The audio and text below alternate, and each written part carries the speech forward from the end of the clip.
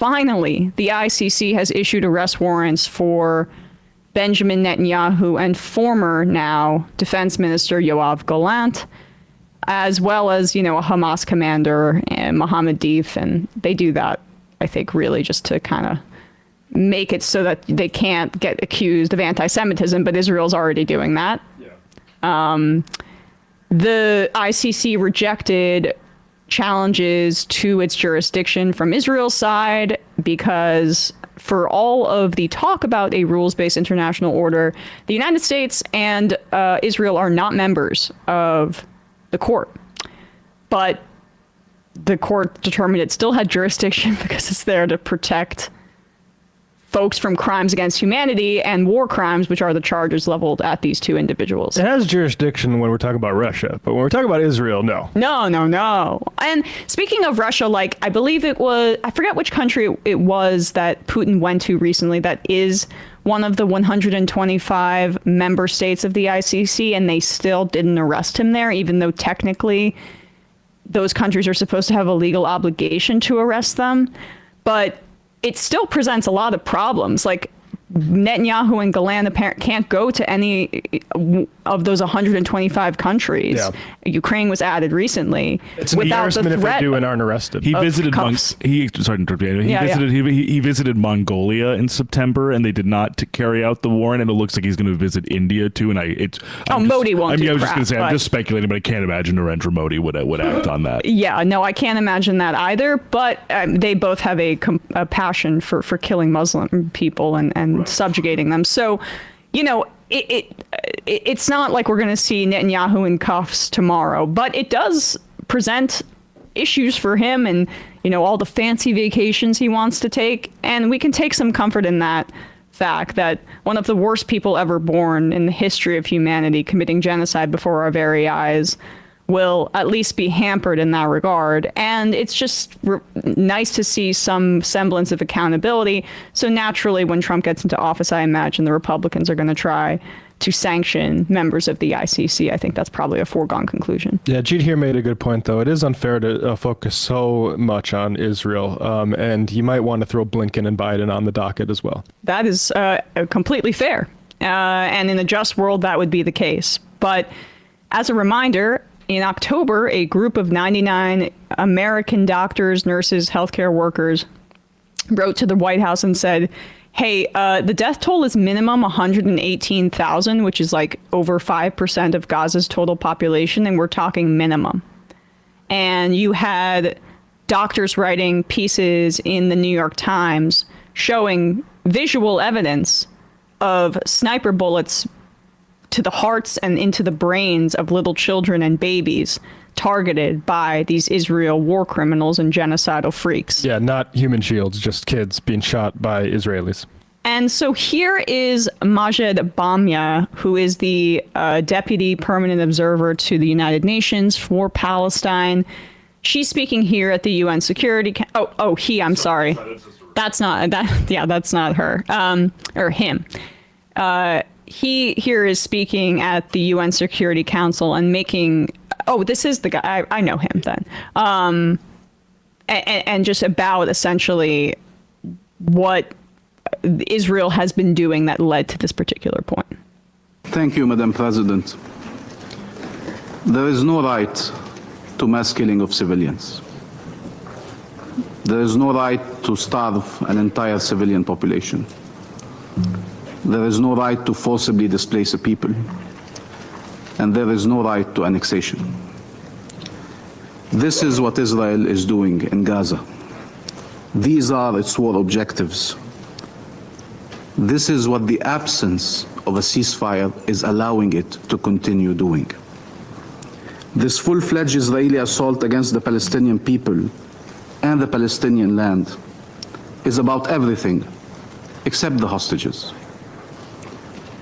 If the families of hostages can see that, how can anyone in this room claim otherwise? A ceasefire will allow to save lives, all lives. This was true a year ago. This is even more true today. A ceasefire doesn't resolve everything, but it is the first step towards resolving anything. And what is the answer of those who are still unwilling now, after all this death and destruction, not to call for an unconditional ceasefire?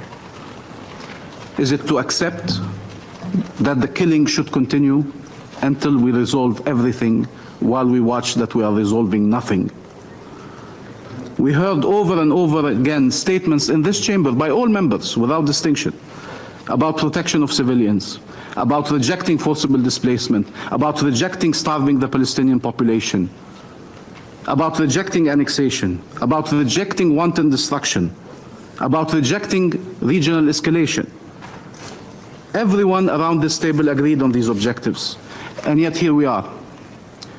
44,000 Palestinians killed. This is those who are accounted for. Many more are not accounted for. One day we will retrieve them in mass graves under the rubbles, and we will discover the real numbers of this horror. And there will be many that we will never retrieve. And the United States vetoed that resolution. Yoav Gallant on October 9th, 2023. I've ordered a complete siege on the Gaza Strip. There will be no electricity, no food, no fuel. Everything is closed. We are fighting human animals, and we must act accordingly. And this is That's obvious. intent. That's intent. And so anybody that tells you that there's no intent that has been articulated by the Israeli government, read them that quote that Matt just read. Yeah, and you'll have certain people that are like, say, smearing Hassan Piker, that say Yoav Gallant is like a nice moderate and we should support him. No, these are the terrorists. These are the murderers. These are the killers, and they are marching with our war material. And everything that has happened since Yoav Gallant said that, and has been to obscure this. And so what we have now is, like, we have Fox News going after Hassan again. They're pointing the finger because the best defense is a good offense. And this is a Holocaust that It is. Israelis and Zionists and all of the people in media that are trying to obscure this fact, in my opinion, should face some penalty as well. The Bernie Sanders resolution, just to point this out, who voted the right way, that failed to block arms sales to Israel. There were still a number of Democrats that voted for it. Of course, no Republicans did. Here's the list so you know. Dick Durbin, which is surprising a little to me. Good for him. Heinrich of New Mexico. Helmy, who is the senator who has been in Menendez's place since he stepped aside, and Kim is going to take his place of New Jersey, voted for Bernie's resolution. Hirono of Hawaii. Tim Kaine, who is always been pretty decent on this issue, of Virginia. Angus King of Maine. Ben Ray Lujan of New Mexico, so both New Mexico senators voted for this. Ed Markey, and then Elizabeth Warren, we'll see later, both Massachusetts senators. Jeff Merkley of Oregon, Chris Murphy of Connecticut, John Ossoff of Georgia, as well as Warnock of Georgia, also encouraging to see both of them. Bernie Sanders, Brian Schatz, Shaheen of New Hampshire, that was a surprising one. Smith of Minnesota, Tina Smith, not Klobuchar though. Van Hollen of Maryland, as I mentioned, Warnock and Warren, and then Welch of Vermont joining the other senator from the state, Bernie Sanders, on his own resolution. So those are the folks in the Senate that deserve praise, but at the same time, right, you know, it's still taken way, way, way too long. And it's Chuck Schumer and Biden and the White House who were also responsible for opposing this measure and probably depressed the votes from some other Democrats who may have been on the fence because of White House pressure to continue the genocide in Gaza. I mean, they're guilty of genocide. Chuck Schumer is a genocider. Joe Biden is a genocidal person. These are genocidal people. People credit the Senate as the most deliberative body on earth. And I would struggle to think of a more genocidal body accounting for all two centuries plus maybe the House of Lords, but that is a body of genocide. They do genocides. They've done genocides for centuries, and they're doing one now. And, I appreciate, and I think, it's worthwhile sending a message through phone or email to these senators for doing the right thing here, because it's good to, reward positive behavior. The Senate is a genocidal body, and it's very horrifying that we have to rely on somebody like Chuck Schumer, who I think is a great bloodletter along with Blinken and Biden, to get NLRB things passed, as he's also taking aim at anybody who wants to, frankly, have a honest discussion about what Israel's doing to Palestinians.